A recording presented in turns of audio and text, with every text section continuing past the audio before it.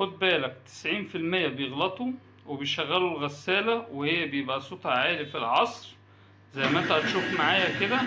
كمل معايا بقية الفيديو وانا هشرح لك ايه السبب وايه الحل. مساء الخير يا جماعة، معانا غسالة فيها مشكلة ان احنا ما بنيجي نشغلها على برنامج العصر بتعمل معانا الصوت اللي انتوا هتسمعوه معانا ده.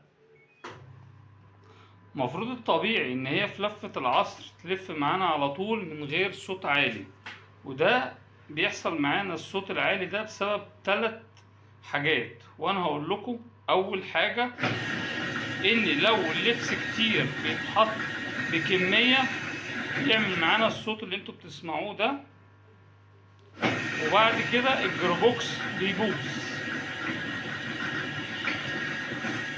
تاني حاجة ان انا بعد ما البرنامج يخلص لو جيت مينفعش يكون البرنامج بتاع الغسالة خلص الوقت واشغلها تاني وراها، ده بيبقى حمل على الموتور والجروبوكس.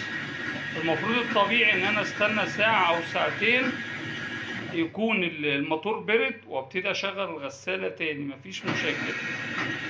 تالت حاجة والاهم،